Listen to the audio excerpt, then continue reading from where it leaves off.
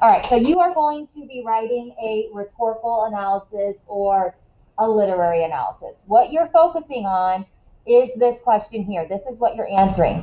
How did Martin Luther King Jr. achieve his purpose? Okay, so the way you're going to answer that is by reviewing our in-class analysis and determining what single device, right? So there's a ton of devices that we looked at. We looked at similes, we looked at metaphors, we looked at imagery, we looked at juxtaposition, we looked at anaphora.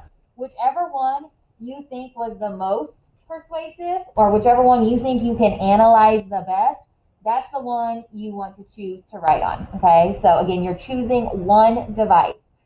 It says your paragraph should explain how one device was especially effective in achieving the author's purpose. Okay, you are going to be using one piece of textual evidence. So give me a direct quote from the text in your paragraph. So again, this is just a single paragraph essay.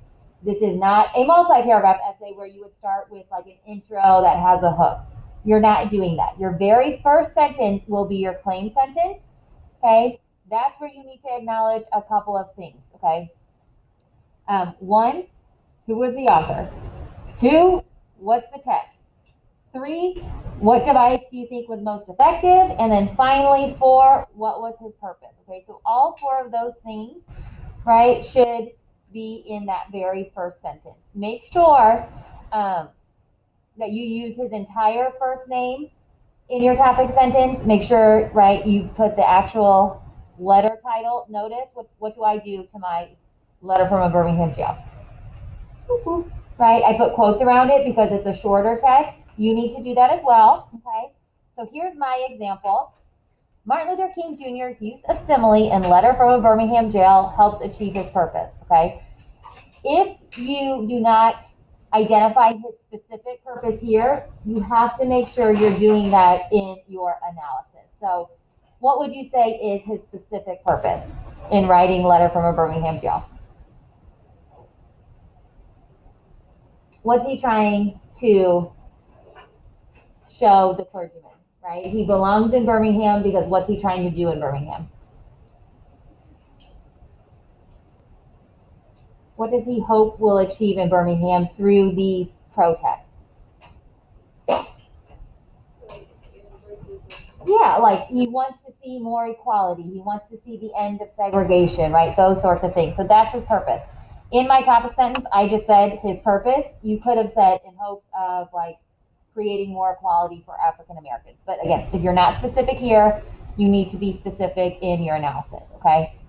Then the bulk of your paragraph will be you analyzing the actual textual evidence. So again, introduce it. You guys had a no writing practice the other week, right? Practicing how to introduce textual evidence. Do not just say, he says, comma, or the text says, comma. Always pretend like your reader has never read this text before, right? Has no idea what's going on in 1963, okay? So you want to provide a little bit of background information. So here's my example of how I introduce my quote.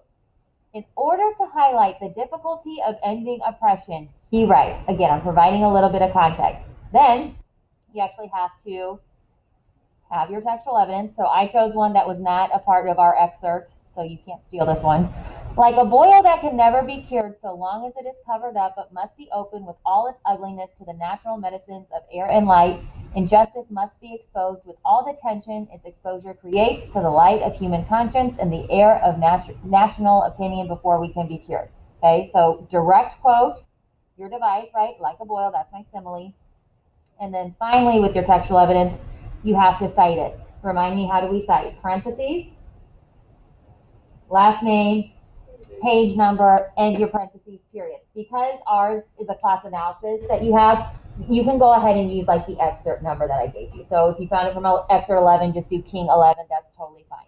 Okay, then the most important part is your analysis. This is what shows me that you understand like what he was thinking, what he was trying for when he used that device. So here's my example. Right here, right? Notice that this is the largest part of my paragraph, okay? It says this comparison creates a strong appeal to pathos. I would definitely acknowledge your appeal in your analysis. It says a boil is a grotesque, painful sore that is full of pus. In order to heal it, doctors must use a scalpel to squeeze the infection out. King is comparing a boil to injustice. They are both disgusting and painful to the person afflicted. African Americans are fighting to expose the sore, injustice, to the public in order to be healed of the oppression. They feel like sit-ins, marches, and other acts of peaceful protesting are the best ways to reveal this discrimination to the public. Okay, so that's the analysis. Then your very last sentence is your summary sentence. That's going to be super similar to your claim sentence, okay? Do not just copy and paste your claim sentence. You need to play around with your style. Say the same thing in a different way. So again, mine, notice I used a transition. That's nice. Ultimately, the use of simile helps readers understand Martin Luther King Jr.'s beliefs. The prejudice the African American community is facing is awful, and all racists must fight to end it, no matter how painful and difficult it will be. Okay?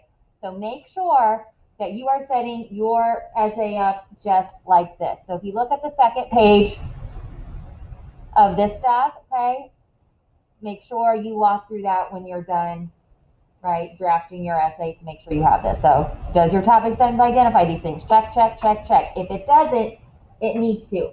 Also make sure that you're reading your topic sentence. Sometimes I have students who throw those four things together, but it doesn't sound like a cohesive sentence. So you have to make sure you're arranging it in a way that sounds nice still and is still grammatically correct, okay? I'll be looking for your quote introduction. I'll be looking for your citation. I will be looking for your appeal. And then finally, your analysis in your summary sentence, okay? These are just a few writing reminders. If you want help setting up your MLA page, I'm happy to help you today. I also link underneath the classwork tab a Purdue OWL link that shows you how to set up your heading, your header, etc. Okay, just a few things about your writing. No contractions, so don't say don't. Break it down to do not, right? And no pronouns that would include you. So no you, no me, no us, no I, no our, none of those. Okay, you want to be formal in this. Avoid vague words like very and things. Just be more specific. Say what you actually mean. And then finally, don't use what I call this labeling language. Like this sentence shows that. You'd never need words like that. Okay, like this sentence shows that African Americans were not treated well. Okay, you don't need it. Just say African Americans were not treated well. Okay, the SAT and the PSAT, which you guys will take this year, always wants you to be concise. Like say what you mean in as few as words as possible. That doesn't mean like they want a bunch of choppy sentences. They just want all of your sentences to be meaningful and impactful. They don't want all this kind of just filler language. There's no like page requirement where you just have to keep like putting in a bunch of fluff. Does that make sense? Okay. So today